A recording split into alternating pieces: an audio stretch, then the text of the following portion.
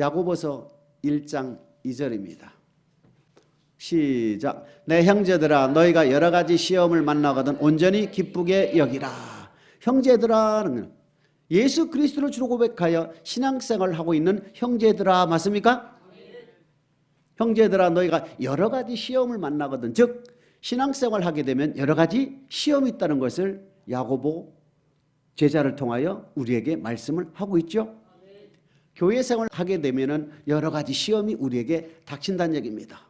그러면서 12절입니다. 시작. 시험을 참는 자는 복이 있도다. 이것에 옳다 인정하심을 받은 후에 주께서 자기를 사랑하는 자들에게 약속하신 생명의 면류관을 얻을 것임이니라. 야고보서 1장 2절에 보게 되면 여러 가지 시험을 만나거든 온전히 기쁘게 여기라 하면서 12절에 보게 되면 뭐라고 했습니까? 시험을 참고 이것에 패스되는 사람들에게는 생명의 면류관을 줄 것이다. 그러면 이것을 반대로 해석하게 되면은 우리가 시험을 만났을 때 넘어지고 일어나지 못한다면 생명의 면류관을 받을 수가 반드시 시험은 있다는 얘기죠. 여러 가지 시험을 만나거든 온전히 기쁘게 여기라. 이 기쁨을 가지고 신앙생활을 하기 위해서 끝까지 견디고 참은 자는 반드시 생명의 면류관을 얻을 수가 있다. 이렇게 되어 있습니다. 마태복음 5장 3절입니다. 시작. 심령이 가난한 자는 복이 있나니 천국이 저희 것임이요. 여기 심령이 뭡니까? 바로 우리의 속사람을 얘기하는 거예요. 문제는 우리가 인간 수명을 120년으로 본다면 120년 살다가 흙은 여전히 흙으로 저와 여러분의 이 육체는 없어진다? 썩어서? 땅으로 돌아가 묻어서 썩어서 없어진다고요. 문제는 뭐냐면은 우리의 푸시케와 우리의 푸니마인 영혼이 문제가 된다 이겁니다. 우리의 영혼은 영원히 죽지 않는 존재이기 때문에 우리의 영혼을 위해서 살아야 할 이유가 바로 여기 있는 겁니다. 심령이 가난한 사람은 천국이 저희 것이다 이거예요. 그 심령이 가난한 게 뭐냐 이겁니다. 우리가 아무리 배고파도 말씀을 먹으면 배는 여전히 고파요. 반대로 아무리 하나님의 말씀이 갈급한다 하더라도 우리 땅에서 나온 소산물을 아무리 맛있게 먹어도 생수를 공급하지 못하는가 우리의 영혼의 기쁨이 없다 이겁니다. 그렇기 때문에 우리는 두 가지를 다 먹어야 된다 이겁니다. 우리의 사르크스를 위한 땅의 소산물도 먹어야 되고 우리의 하나님의 입에서 나오는 말씀을 통하여 우리의 속사람인 영혼도 성장 유지가 되어야 한다는 겁니다. 그래서 날마다 우리는 일용할 양식을 우리가 구하는 거예요. 무엇을 먹을까, 무엇을 마실까, 무엇을 입을까는 우리가 하나님께서 말씀 안 해주셔도 또박또박 몇 끼? 세 끼를 우리가 찾아 먹잖아요. 우리의 사르크스를 위한 것은 이미 에덴 동산에서부터 하나님께서 주신 선물이기 때문에 이것은 우리가 모든 사람이 다 자동으로 알아서 하는 얘기다 이겁니다. 그런데 주님께서 제자들에게 가르쳐 주신 기도 내용 중에 우리에게 일용할 양식을 달라고 구하는 그 일용할 양식은 바로 마태복음 5장 3절에 심령이 가난한 자들 때문에 심령이 가난한 자들에게 일용할 양식 즉 하나님의 말씀을 주어서 하나님의 말씀으로 이 땅에 살고 결국은 천국에 들어가게 하기 위해서 우리의 영혼을 위하여 하나님께서 말씀을 주신다 이렇게 기록이 되어 있는 겁니다. 그러니까 죽고 사는 것은 우리의 사르크스가 아니라 우리의 푸슈케와 우리의 푸뉴마 영혼이 맞습니까? 결국 주님 앞에 쓰는 몸은 주님 앞에 쓰는 소만은 그때부터 소만을 쓰는 거예요. 주님 앞에 쓰는 소만은 뭡니까? 우리의 영혼이 쓴다 이겁니다. 우리의 사르크스가 쓰는 게 아니라 우리의 사르크스는 어떻게 된다고요? 없어진다. 자, 고린도전서 15장 51절입니다. 시작. 비밀을 말하노니 우리가 다 잠잘 것이 아니요 마지막 나팔에 순식간에 호련히 다 변화되려니. 아멘. 마지막 나팔에 우리의 몸이 다 순식간에 변화가 된다 이겁니다. 그러면 변화가 되는 순식간에 변화가 되는 몸이 어떤 몸이냐 이겁니다. 지금 말씀드린 소마도 있고 사르크스도 있고 푸시케와 푸뉴마도 있고 어떤 거냐는 얘기입니다. 50절입니다. 시작. 형제들아 내가 이것을 말하노니 혈과 육은 하나님 나라를 유업으로 받을 수 없고 또한 썩을 것을 썩지 아니할 것을 유업으로 받지 못하느니라. 결국 주님 앞에 쓰는 것은 주님 앞에 영원한 세계를 들어가서 영원한 세계에 살 수 있는 소마 몸은 결국 우리의 영혼이다. 우리의 사르크스 우리의 육체로서는 하나님 나라 유업을 받을 수가 없다. 그렇기 때문에 하나님 나라에 가게 되면 코로 숨쉬거나 심장이 도는 사람은 아무도 없다. 즉 우리의 영혼이 부활체가 된 부활의 소마가 된다. 그렇기 때문에 우리가 죽고 사는 것은 우리의 육체가 아니라 우리의 영혼이라는 얘기입니다. 그래서 영혼을 위해서 살라. 요한복음 6장 63절입니다. 시작. 살리는 것은 영이니 육은 무익하니라. 내가 너에게 이른 말이 영이요 생명이라. 살리는 것은 영이고 육은 무익하다 할 때 육은 뭐예요? 우리의 사르크스 육체지요?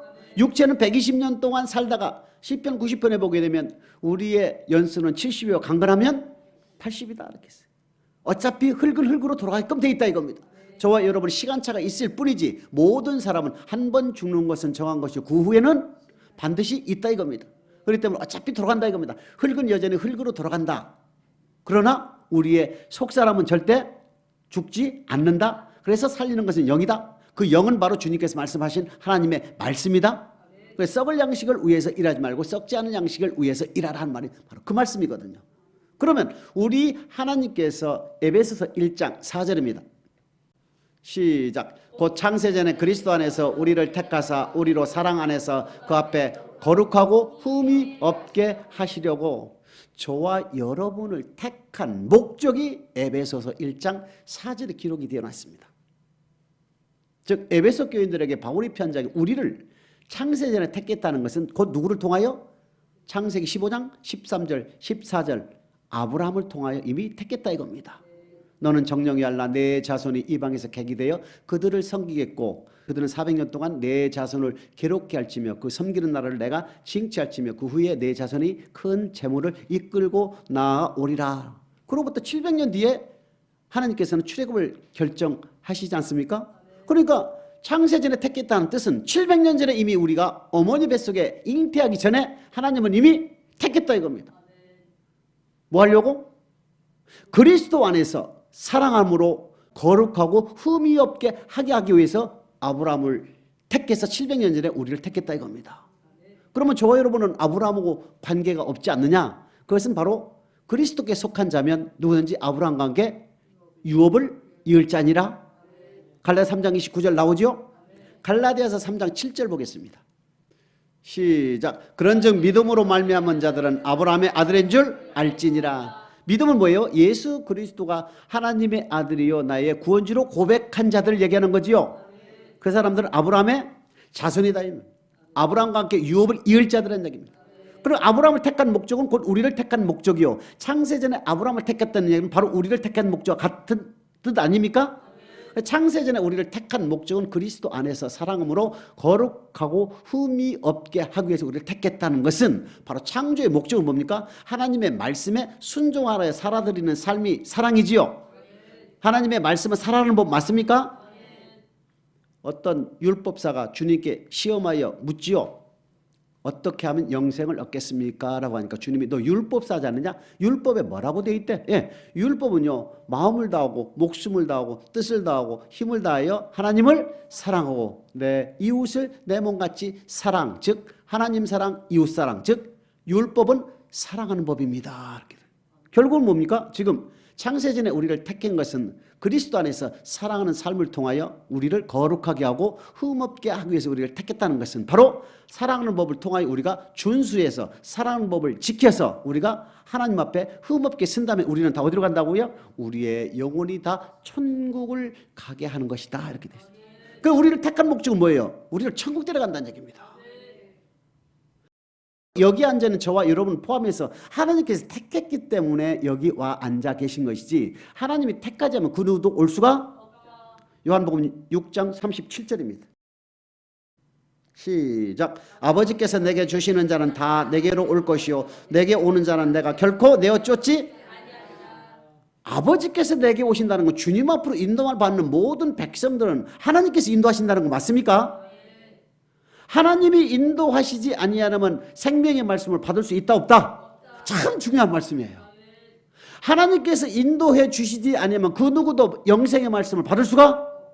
그러니까 저와 여러분 얼마나 복 있느냐는 얘기입니다. 이 복만 하더라도 우리는 받은 복이 너무 크다는 얘기입니다. 베드로전서 2장 8절입니다. 시작. 또한 부딪히는 돌과 거치는 반석이 되었다 아니라 저희가 말씀을 순종치 아니함으로 넘어지나니 이는 저희를 이렇게 정한 것이니라. 하나님의 은혜로 예수 그리스도가 나의 구원주요 하나님의 아들이라고 고백을 하게 되면 로마서 5장 5절 하나님의 사랑은 우리 안에 들어오게 되지요. 하나님의 사랑이 우리 안에 들어오게 되면 하나님을 섬길 수 있는 힘과 세상을 끊을 수 있는 힘을 우리에게 공급해 주시잖아요. 이것이 다 하나님의 은혜 아닙니까? 하나님의 은혜 가운데에 죄에서 구원받은 저와 여러분들이 영생의 말씀을 받아서 받은 말씀에 순종치 아니하면 반드시 또 문제가 생긴다. 영생의 말씀에 순종치 아니하면 반드시 도종하착한다는 얘기입니다. 교회를 안 나온다는 얘기입니다. 못 나온다는 얘기입니다. 그렇기 때문에 제가 목회하면서 여러 부류들의 사람을 상대하면서 나가게 되면 절대 전화를 할 수 없는 것은 결코 전화한다고도 올 수가 하나님께서 막는다는 얘기입니다. 하나님께서 못 오게 한다는 얘기입니다. 여러분 지금까지 신앙생활 하시면서 만약에 관둔다고 교회 고만 다닌다고 얘기한 분들하고 상담해서 나온 사람 있어요? 없어요. 결국 하나님이 막는 거예요. 하나님은 우리에게 뭐에 관심이 있습니까? 우리의 영혼에 관심이 있다는 얘기입니다. 이미 식물은 하나님께서 주신 선물이에요. 그렇기 때문에 너희는 먼저 그의 나라와 그의 의를 구하라. 그리하면 이 모든 것을 너희에게 더하시리라. 그런데 야고보서 1장 2절에 보게 되면 너희가 여러 가지 시험을만 온전히 기뻐해라 그럽니다.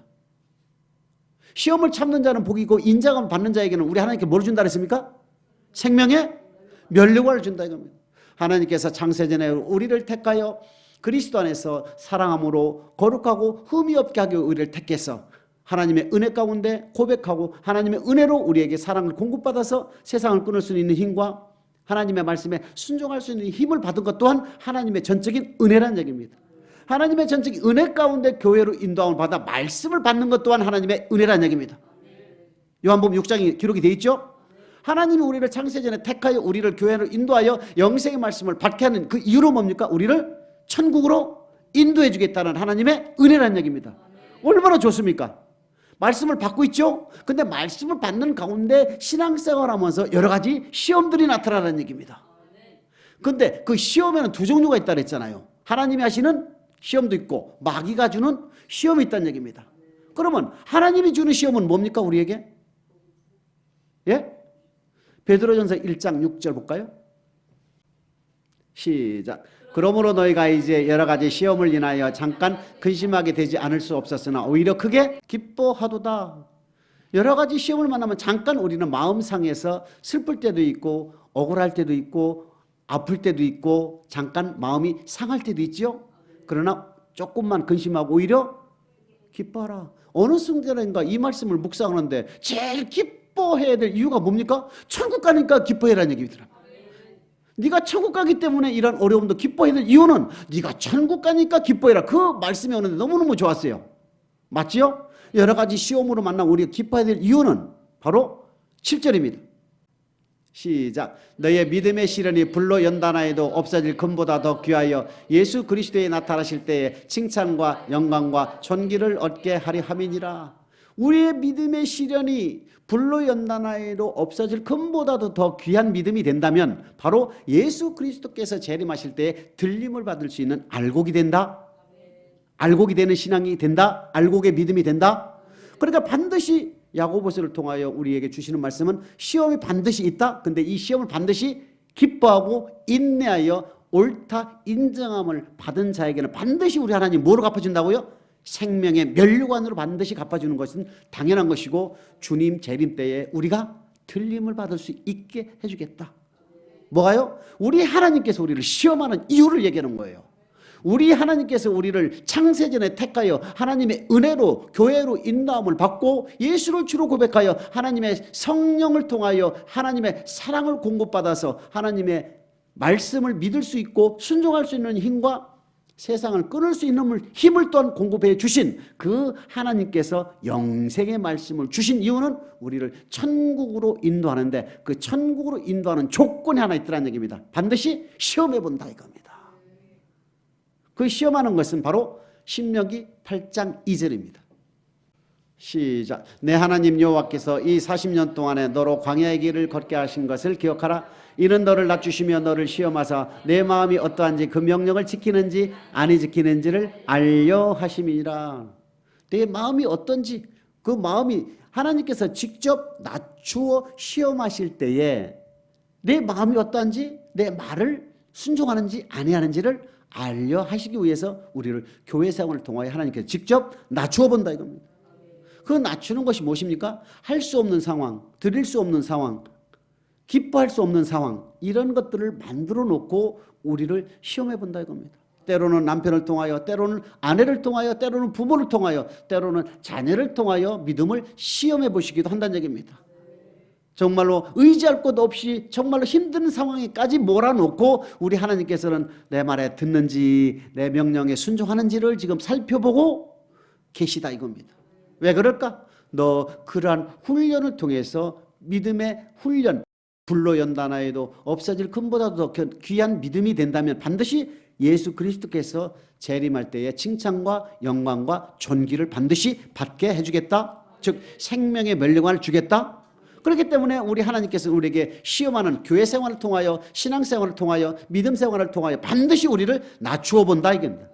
낮추어 볼 때 우리의 건강이 될 수 있고 우리의 물질이 될 수 있고 우리의 시간이 될 수 있고 우리의 어떤 여러 가지 요소들이 있을 수 있다는 얘기입니다. 이것은 하나님의 주권 사항이기 때문에 형편에 따라서 사람들에게 임하는 낮추어지는 형편과 그 상황은 일률적이고 정확히 알지는 못하지만 오묘한 것은 우리 하나님 여호와께 속하였거니와 나타나신 일은 영구히 우리와 우리 자손에게 속하였나니 이는 우리로 하여금 율법의 모든 말씀을 지키게 하기 위해서 우리를 여러 가지 일로 나타나신다 이렇게 됐어요. 하나님께서 우리를 교회 생활하면 낮추시는 목적은 바로 여러 가지 시험을 통하여 정금 같은 믿음으로 우리를 훈련시키는 거예요. 우리 하나님은 우리의 믿음을 단련시키기 위해 교회 생활을 통해 반드시 시험해 보신다. 신명기 13장 1절입니다. 시작. 너희 중에 선지자나 꿈꾸는 자가 일어나서 이적과 기사를 내게 보이고 선지자나 꿈꾸는 자가 일어나서 즉 하나님의 말씀을 전하는 선지자가 일어나서 이적과 기적과 표적을 일으킨다 할지라도 2절까지 맞지요? 3절입니다. 시작. 너는 그 선지자나 꿈꾸는 자의 말을 청종치 말라. 이는 너희 하나님 여호와께서 너희가 마음을 다하고 성품을 다하여 너희 하나님 여호와를 사랑하는 여부를 알려 하사 너희를 시험하신다. 하나님이 또 거짓 선지자를 통하여 시험한다 이겁니다. 왜요? 왜 우리를 시험합니까? 그 시험을 참고 옳다 인정함을 받는 자들에게는 생명의 면류관을 주시기 위하여 우리를 연단하는 거 맞습니까? 거짓 선지자가 즉 교회 안에 거짓 선지자, 교회 안에 거짓 선지자라는 사람, 즉 거짓 선지자라고 얘기는 안 하겠지만 하나님의 말씀이 아닌 다른 말씀을 전하는 것이 거짓 선지자 아니겠습니까? 그 선지자가 표적과 기적과 죽은 자를 살린다 할지라도 하나님의 입에서 나온 말씀, 기록된 말씀을 전하지 아니하면 절대 듣지 말라.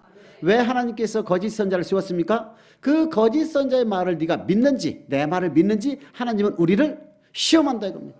너 마음을 다하고 성품을 다하여 내 말에 순종하는지 거짓 선지자의 말을 듣고 기뻐하는지를 주님께서 우리 하나님께서 반드시 시험해 보신다.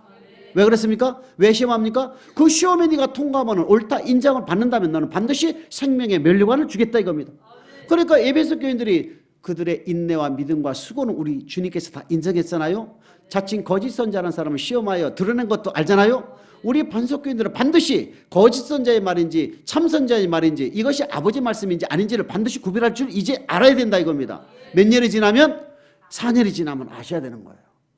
4년이 지났는데도 하나님의 말씀이 무엇인지를 구분하지 못한다면 그리스도의 초보에서 벗어나지 못하기 때문에 단단한 식물을 먹지 못하는 것은 지극히 당연한 것이고 선악을 분별할 수가 없다. 선악을 분별하지 못한다면 창조의 목적대로 살 수가 없다. 창조의 목적대로 살 수가 없다는 것은 하나님을 섬길 수가 없다. 하나님을 사랑할 수가 없다. 하나님을 경외할 수가 없다. 인간의 본분대로 살 수가 없다는 얘기입니다. 얼마나 중요한 얘기입니까? 선악을 분별하지 못한다는 것은 얼마나 중요합니까? 우리 하나님께서는 거짓 선지자를 통하여 우리를 시험해 본다. 신명기 13장 6절에 보게 되면 야 부모나 자녀나 남편이나 아내나 동복 형제나 피를 나눈 형제라 할지라도 생명을 함께 나누는 형제라 할지라도 절대 아버지 말씀이 아닌 것을 따라가지 말라. 이것을 왜 우리에게 붙입니까? 왜 남편을 통하여, 왜 아내를 통하여, 왜 동복 형제를 통하여, 왜 생명을 함께하는 친구를 통하여, 왜 우리를 시험하십니까? 그 사람 말 듣는지 아니 듣는지를 하나님이 체크본다 이겁니다. 마태복음 10장 37절 시작. 아비나 어미를 나보다 더 사랑하는 자는 내게 합당치 아니하고 아들이나 딸을 나보다 더 사랑하는 자도 내게. 우리가 조심해야 될 부분이 바로 이 부분입니다. 남편이나 아내의 말, 자녀, 부모의 말이 아버지 말씀이 아닌 것이 있다면 반드시 아버지 말씀을 따라가야 된다 이겁니다. 너무너무 중요한 말씀이에요. 신명기 13장 6절 말씀에는 부모나 자녀나 아내나 남편이나 동복 형제나 생명을 함께하는 친구를 할지라도 아버지 말씀을 아닌 것을 따라가자면 절대 따라가지 말라. 왜 하나님은 이 사람들을 통하여, 이 부류들을 통하여 우리에게 다가옵니까? 너가 그 사람들 말 듣는지 내 말을 듣는지 하나님은 시험한다 이겁니다. 신명기 13장 6절입니다. 시작. 내 동복 형제나 내 자녀나 내 품의 아내나 너와 생명을 함께하는 친구가 가만히 너를 꾀어 이르기를 너와 내 열조가 알지 못하던 다른 신들을 섬기지 한다면 안 된다 이거. 꾀다는 얘기 뭡니까? 마귀가 깬다는 얘기죠. 요한계시록 12장 9절에 보게 되면 꾀는 존재, 철화를 꾀는 존재가 마귀죠. 그러니까 마귀가 가만히 남편을 통하여, 아내를 통하여, 동복 형제를 통하여, 생명을 함께하는 친구를 통하여, 아내를 통하여, 부모를 통하여, 자녀를 통하여 역사한다 이겁니다. 가룟 유다에게 예수 팔려는 생각을 넣었듯이 주님 죽지 마옵소서 했던 베드로를 통하여 역사했던 그 마귀는 오늘 또 교회 안에 저와 여러분들을 우는 사자와 같이 돌아다니며 번쩍번쩍 찾고 있다는 것이지요. 우리 하나님은 왜 마귀를 통하여 사람들 통해서 우리를 미혹해 봅니까? 너가 내 말을 듣는지 아니 듣는지를 시험해 보시고 그 말도 안 듣고 인정하는 믿음이 되면 반드시 우리에게 뭐를 준다고요? 생명의 면류관. 주님이 재림할 때의 칭찬과 영광과 존귀를 받게 하는 것이다. 베드로후서 2장 1절입니다. 시작. 그러나 민간에 또한 거짓 선자들이 일어났었나니 이와 같이 너희 중에도 거짓 선생들이 있으리라. 저희는 멸망케 한 이단을 가만히 끌어들여 자기들을 사신 줄을 부인하고 임박한 멸망을 스스로 취하는 자들이더라. 거짓 선지자들이 일어났다는 얘기죠. 이미 거짓 선지자들이 일어났다 이겁니다. 민간에. 교회 안에도 이미 가만히 들어온 몇 사람이 있다. 유다서 1장 4절.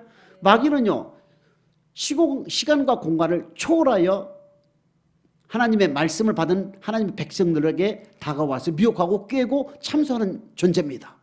왜 그랬습니까? 죽이고 도둑질하려고. 맞아요? 그렇기 때문에 우리는 전신갑주를 입어야 된다 이겁니다. 믿음의 방패, 구원의 투고, 의의 흉배, 진리의 허리띠, 성령의 검, 복음의 신. 이것으로 우리는 전신갑주를 취해야만이 마귀에게 틈이라도 주면은 반드시 들어옵니다. 마귀에게 절대 틈을 내어주지 않는 저와 여러분 되시기를 주님의 이름으로 축복합니다. 민간의 거짓 선지자 일어났다는 이 거짓 선지자들이 추구하는 거 무엇입니까? 베드로후서 2장 2절입니다. 시작. 여럿이 저희 호색하는 것을 쫓으리니 이로 인하여 진리의 도가 해방을 받을 것이요. 음란과 호색을 하는 자들은 반드시 순종할 수가 없다. 말씀을 전할 수가 없다. 진리의 도가 해방당한다. 절대 말씀에 순종할 수가 없다 이겁니다. 2장 3절입니다. 시작. 저희가 탐심을 인하여 지은 말을 가지고 너희로 이를 삼으니 저희 심판은 예적부터 지체치 아니하며 저희 멸망을 차지 아니하느니라. 탐심은 뭡니까? 우상숭배지요.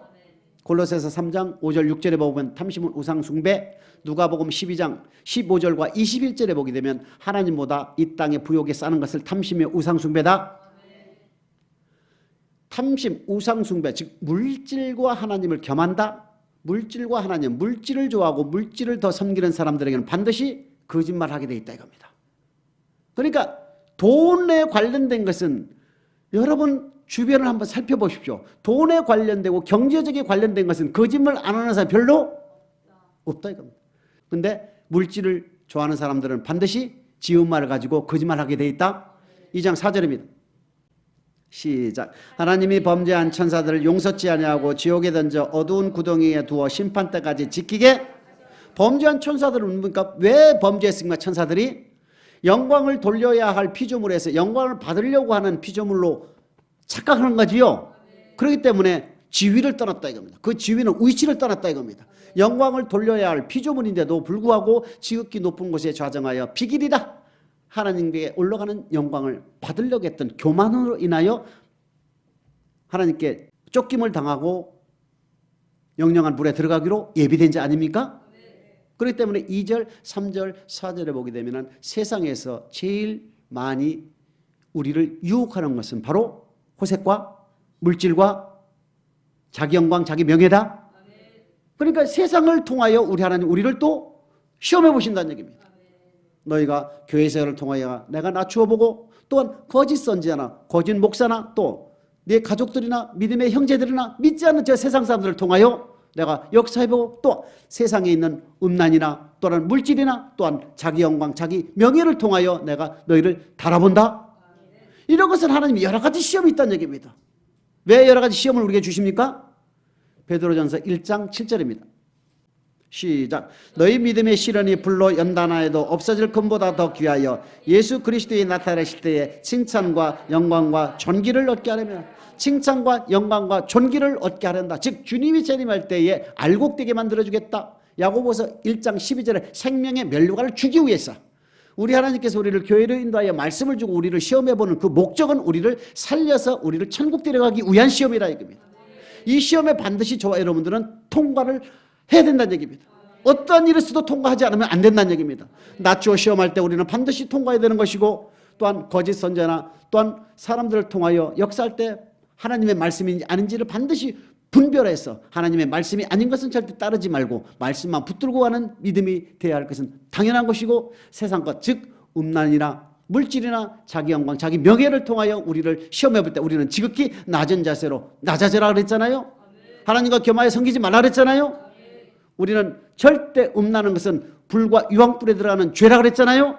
이스라엘 백성들이 광야 생활하면서 간음으로 인하여 멸망당했잖아요. 멸망당한 4가지 악 중에 하나가 간음 아닙니까? 절대 우리는 해서는 아니 될 4가지 악 중에 간음이 있다는 얘기입니다. 그렇기 때문에 이런 모든 것들을 통하여 우리를 시험하신 그 하나님은 반드시 우리에게 생명의 면류관을 주시기 위한 것이다. 유다서 1장 3절 시작. 사랑하는 자들아, 내가 우리의 일반으로 얻은 구원을 들어 너에게 편지하는 듯이 간절하던 차에 성도에게 단번에 주신 믿음의 도를 위하여 힘써 싸우라는 편지로 너희를 권하여야 할 필요를 느꼈노니. 사랑하는 자들아, 일반으로 얻은 구원 즉 예수 그리스도를 통하여 우리를 사랑 안에서 거룩하고 흠없게 하기 위해서 창세전에 택한 우리 하나님이 우리에게 은혜로 예수 그리스도를 주로 고백하게 하고, 고백한 사람들에게 세상을 끌 수 있는 힘과 하나님의 말씀에 순종할 수 있는 힘을 사랑을 통하여 우리에게 공급해 주신 그 하나님이 우리에게 있어서 뭐요? 일반으로 얻은 구원이다 이겁니다. 너희가 잘나서 너희가 똑똑해서 너희가 정말로 이뻐서가 아니라 하나님의 일방적인 선물이요 은혜이기 때문에 유다서 1장 3절에는 일반으로 얻은 구원이라는 얘기입니다. 그러니까 저와 여러분들은 하나님의 은혜로, 하나님의 선물로 우리가 죄에서, 원죄에서 구원을 받고 우리가 모든 지었던 1만 달란트 죄값을 다 탕감받은 거예요. 그 1만 달란트 어치의 죄값을 우리가 다 탕감받고 우리는 지금 자유 몸이 되었는데, 100데나리온 잘못한 이웃의 형제를 바라보고 우리가 그 형제의 100데나리온 1000만 원밖에 안 되는 100데나리온 빚진 자 즉 100데나리온 이웃의 죄와 허물을 우리가 용서 안 해주면 너 지금 탕감받은, 너 전에 탕감받은 1만 달란트는 없었던 걸 하겠다 이겁니다. 얼마나 무섭습니까? 지금 우리가 1만 달란트 6조 원이라 되는 1달란트는 6천 데나리온, 1데나리온은 장정 하루에 품삯 해서 10만 원 치면 6조가 나오지요.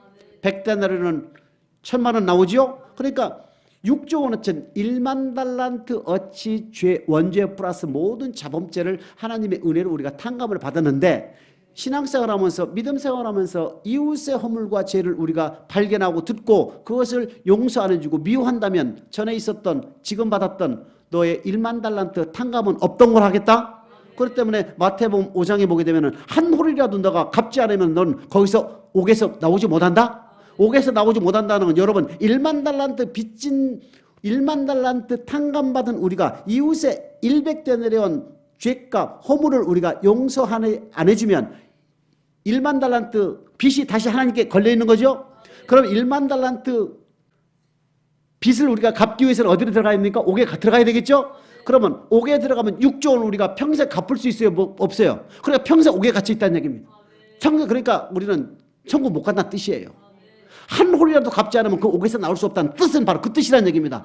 한 홀이라도 갚지 못하면 우리는 옥에서 나오질 못하기 때문에 우리의 이웃의 허물, 이웃의 잘못을 우리가 용서하지 않아준다면 1만 달란트 탕감받은 것을 우리 하나님께서 없던 거로 해주기 때문에 우리는 다시 옥에 들어갈 수밖에 없다. 근데 1만 달란트는 우리가 평생 갚아도 갚지 못한다는 얘기입니다.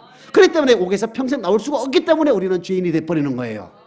이해됩니까? 그렇기 때문에 마귀를 통하여 우리에게 역사하는 것은 마귀는 우리를 죽이고 도둑질하는 건데 그 마귀가 오늘 성령 시대에 있어 뭐를 미혹합니까? 하나님과 우리 사이에 맺은 언약의 또 다른 말씀 믿음의 도 아니에요. 믿음의 도를 마귀는 미혹하고 있다. 왜요? 죽이고 도둑질하고 멸망을 시키기 위해서. 이는 가만히 두는 몇 사람이 있음이라 맞지요? 그러면 성령 시대 오늘날에 있어서는 믿음의 도를 해방하는 믿음의 도를 미혹하고 믿음의 도를 깨는 그 마귀는 주님 시대는 뭐를 했겠냐 이겁니다. 마태복음 7장 21절입니다.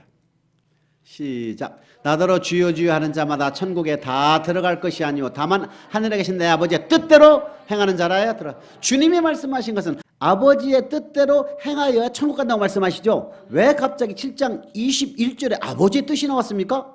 마태복음 7장 15절에 뭐라 했습니까? 거짓 선자를 삼가라. 그의 열매로 그들을 안다 하시면서 나온 말씀이 아버지의 뜻이 나온 거예요. 그러니까 주님 시대에서는 마귀는 뭐를 미혹한다고 보시면 됩니까? 아버지의 뜻을 미혹하는 거예요. 아버지의 뜻은 무엇입니까? 천국과는 언약의 말씀이기 때문에, 천국과는 영생의 말씀이기 때문에, 천국과는 영생의 말씀이기 때문에 마귀는 죽이고 도둑질하기 위해서 주님 시대에 있어서는 아버지의 뜻을 미혹하는 것은 바로 마귀의 존재다. 왜? 죽이고 도둑질하고 멸망시키기 위해서. 그러면 출애굽한 이스라엘 백성들 사이에 하나님과 맺은 언약의 말씀은 뭡니까? 율법이죠. 이 율법을 다른 말로 히브리서 3장 10절에 기록이 되어 있습니다. 시작. 그러므로 내가 이 세대를 노하여 가라되 저희가 항상 마음이 미혹되어 내 길을 출애굽한 이스라엘 백성들이 있어서 마귀가 침투하여 그들을 노렸는데 그들을 죽이고 도둑질하기 위해서 그들을 미혹하고 깨고 참소한 결과 그들을 미혹했던 언약의 또 다른 이름은 뭐라고 되어 있습니까? 내 길이라고 되어 있는 거예요. 시편 95편 10절입니다. 시작. 내가 40년을 그 세대로 근심하여 이르기를 저희는 마음이 미혹된 백성이라 내 도를 알지 못한다. 결국 하나님과 이스라엘 백성 사이에 맺은 언약의 말씀은 율법인데 율법의 또 다른 말로 내 도, 내 길이라 했다. 결국 마귀가 이스라엘 백성들을 미혹한 그 언약의 말씀의 또 다른 단어로는 내 도, 내 길이었다. 주님 시대는 하나님의 뜻이었다. 저와 여러분 지금 이 시대는 믿음의 도를 해방하고 있다. 믿음의 도를 지금 유혹하고 있다.